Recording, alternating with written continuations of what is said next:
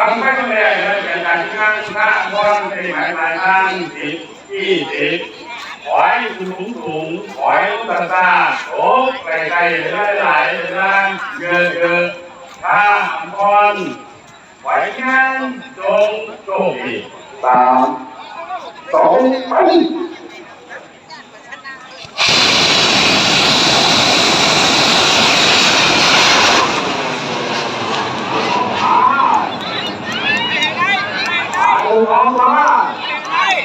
เกี่ยวกับการแข่งนะครับการแข่งครับจะเป็นดังใดค้างแกงแห้งอีหลี ลองไปหลายครั เริ่ บ มตัวแน่จังหน่อยแต่ว่ากับไปได้ครับเบิ่งครับต่อไป เป็นเกี่ยวกันต่างนี้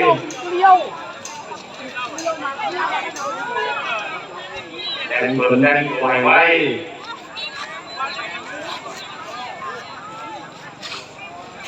ตรงไปที่ห้องทานนะคือโตเข้ามาครับอยู่ห้องเรียนครับเอาโรงของไปเรียน45โยครับ โอเคเลย รอเวลาครับ ฟังให้พร้อมคนพร้อมขึ้นสูงลงซาตกไกลๆเดี๋ยวเวลาหลายๆเดี๋ยวเวลาเยอะๆคนเมียสวยไปที่งานจงโชคดี3 2 1ไประวังหันหน้าข่าวฐานหันหน้าข่าวฐานพอต้องตกใจปล่อยไฟรอแตกหัวน่ะไอ้นะบ่สรุปถึงปลอดภัยนะครับปลอดภัยทุกคนวางหางเรียบร้อยเสื้อแดงครับเริ่มกับเพียง25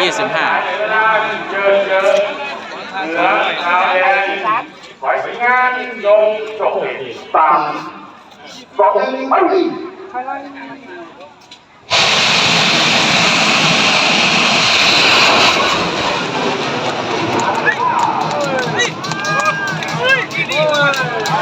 ปได้ครับต่อเมียเรียบร้อยลงกระจายลงไกลๆไปหลายเวลาซอกไก่ลุงครับเรียงกับ20 40ไก่ลุงไปงานจงโชคดี3 2 1ไป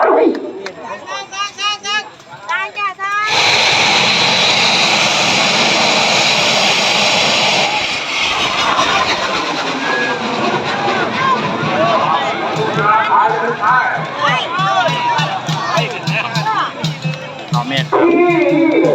หางแกงเบิดบาทอยู่ครับแต่ว่ากลับไปดีๆจังหวะแรก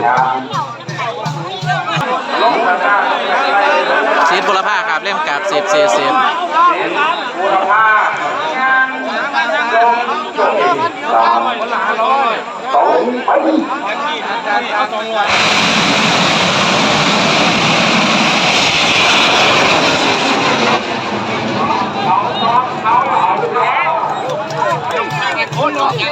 แกงเบิดบาทแต่ว่ากลับไปได้ครับจังหวะแรกครับซีดบุรพาจังหวะแรกไปดีๆแล้วครับเพิ่งว่ามันจะเป็นยังไง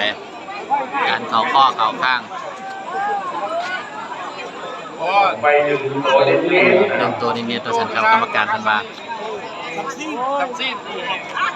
บาดเลยครับหลังทำไม่ดีแล้วลงทางอยู่เราก็มันไปเนิบๆแล้วนะลางไปเดี๋ยวอย่าให้มีเวลา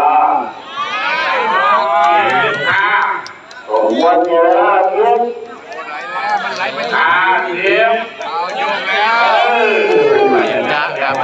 ก่อนเวลาพอดีครับข้องามพร้อมครับสินบุรพา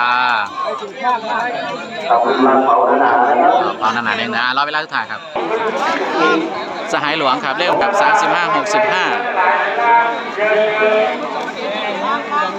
ตาสายตัว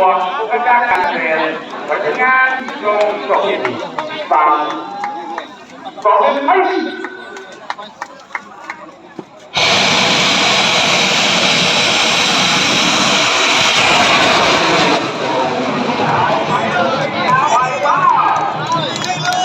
อย่าต้องอย่าบ้าการเดินทางครับที่ลี่เลยการเดินทางที่ว่าจะบ้า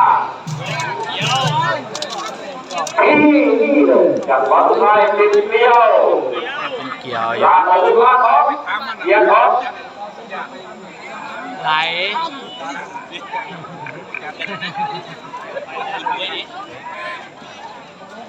ลงไปลาไปลาของน้ อ่ะขึ้นเร็วเถอะโอ้ทีแล้วไปแล้วครับ ำพอดี สวยงามสักท้ายหลวงแล้วเวลาถ่ายครับ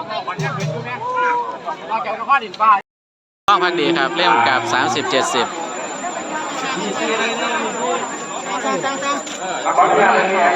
ลองคนสูงลงตาตาลงไปไกลเลยท่านหลายนะเยอะๆของพักดีในไทยไหวงานจงโดดตามสมไป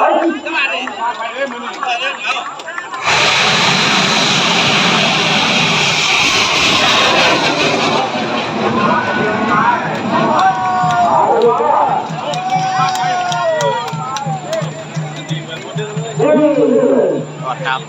ไปได้ครับโอ้มาทาง ของพั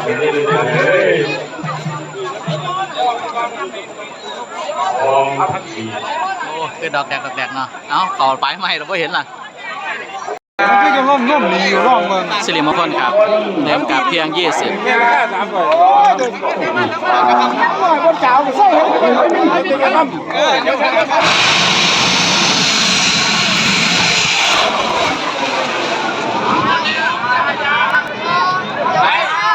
หนบอกลมครับแต่ว่าเขาบอกได้ล่ำมานอนมันสิไหลมา บ้านร่มมันก็ตีพอดีมันใกล้ราคาว่ะ ของกระตุกราคาไม่เป็นไร เทียบกับพ่อเห็นไหมครับ ผ่านวงนะครับ ทีละ ต้องทิ้งเขาขอให้ไว้พวกนั้นเขาคือ เอาไปกอง ราคามันต่ำเด็ก เ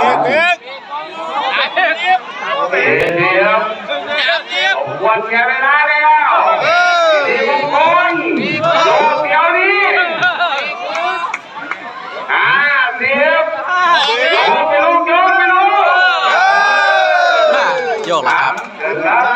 เวลามันกับรอเวลาถ่ายสอแสนแก้วครับเริ่มกับ25-65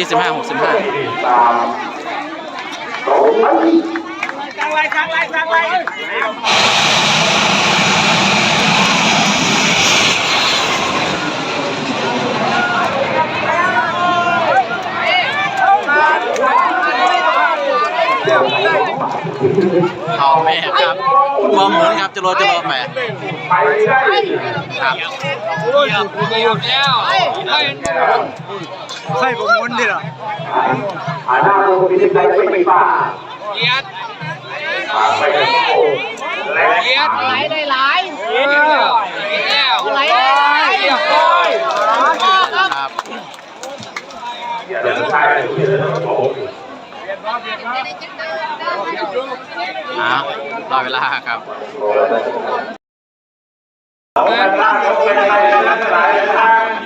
อิทธิพลฟาร์มครับเลขกำกับเซฟ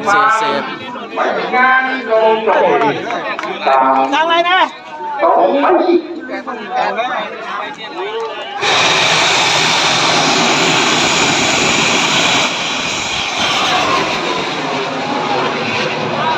ออกลมรับดาวเรียกว่าเป็นไม่ได้ตัวกันอีกก็ได้อยู่เต็มออกลงไปแล้วครับ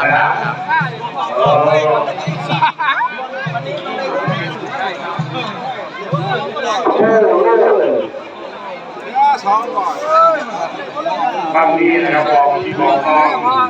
ราคาไหนถึงนอนที่8นะครับ เวลาพันเลยเหรอครับเอารอเวลาถ่ายครับอิทธิพลฟาร์มให้สีทองครับเล่มกับ30-80หมายราคา38ไปแล้วนะบางไม่กองก็กองก็ถึงลูกสูงลงหน้าของใกล้ๆเห็นหลายๆด้าน เยอะไทยสีทองไปงานตรงโจทย์สามสองสาม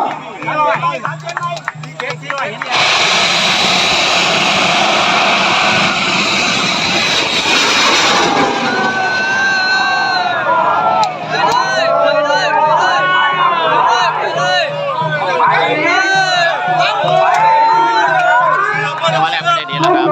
สุดยอดการเดินทางที่ลี่เลยครับว่า ไทยมองหน้าตรงมีบ้างมีหลังเขามาสามเดือน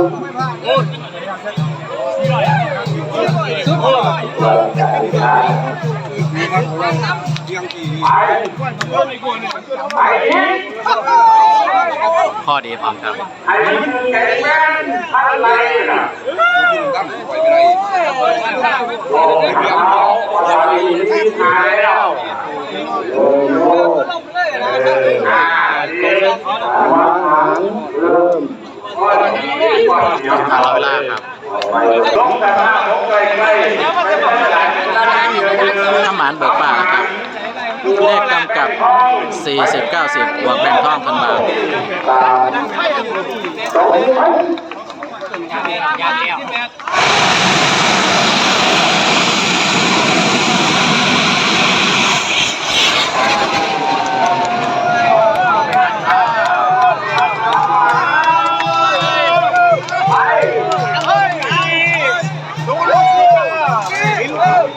การเดินทางจังหวะแรกดีครับเป็นจำจ้าแต่ว่าทางแข่งกุลบาทเป็นโปรยครับ ทำใจเมื่อไหร่แล้วเมื่อไหร่ล่ะดันเผาดันโอ้โหมาแล้วลางออกลูกลางออกเยอะลางไปเรื่อย สวยงามครับ ลางไปเรื่อยลางไปโยกขึ้นมาเลย ตัววันเวลาแล้ว ไม่ได้ลงแล้วมันขึ้นนี่ สวยงามครับรอเลขสุดท้าย แหลมกูเลยนะแหลมกูเลย คำ นะ หวานเบิกฟ้า แหลมกูเลยนะครับ40-90ครับ แหลมมาลูก โอ้ทางตาโอ้ใครไม่ได้ ถ้าเมาครับเริ่มกับ30-55ไฟเจ้าภาพครับนะครับใหญ่ สองไป โยก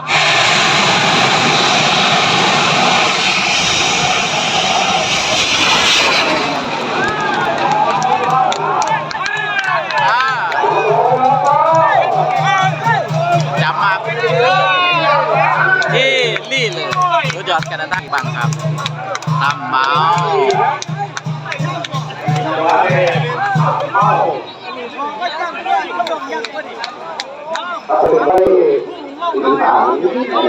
พอดีละสีปานเนี่ย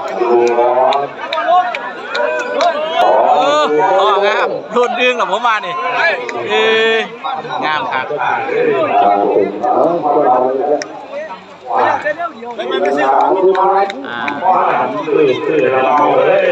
รางมันรอเวลาครับ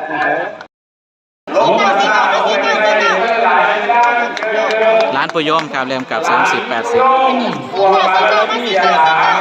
ไปกันจงโชคดีตามสองไป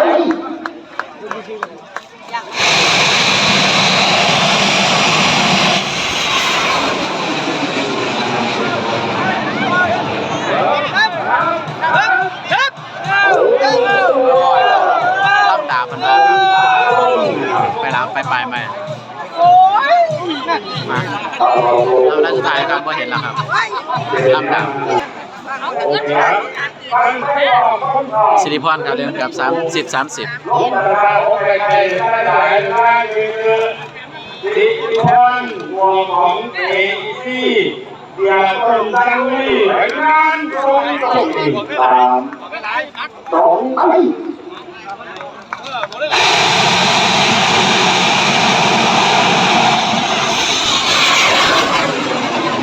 จัดมา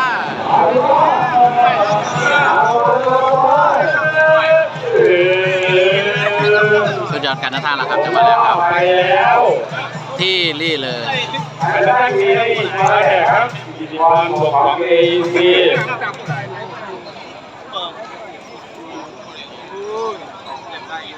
ประธานเดินทางที่ว่าเยี่ยมทางสปีโดหมุนตรงลางได้โอ้โห เวลาโอ้โห เข้าไปใหม่นะครับ มันแหลมนะนั่นพอมันแหลมนะนั่นมันบ่โยกนะนั่นมันแหลม ยาวบนสอง มันแหล เอ๋ ม สอง โอ้โห มันบ่ได้โยก เออโอ้ย โยกนะครับ เอาเป็น สามพอประมาณครับ ไม่อยากให้มัน ฐานไปนะ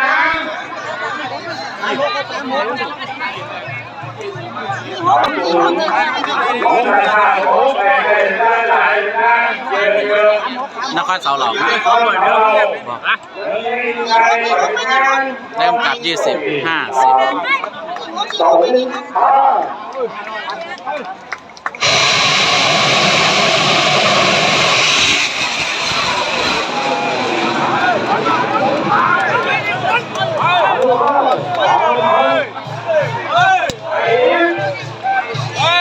ไปนะครับ ไปได้ครับจังหวะแรก ตามผม ประธานเดินทางเยี่ยมพอสมานพอเรื่องตัวเองครับเป็นเกียรติครับ พ่อเห็นไหมเด้อ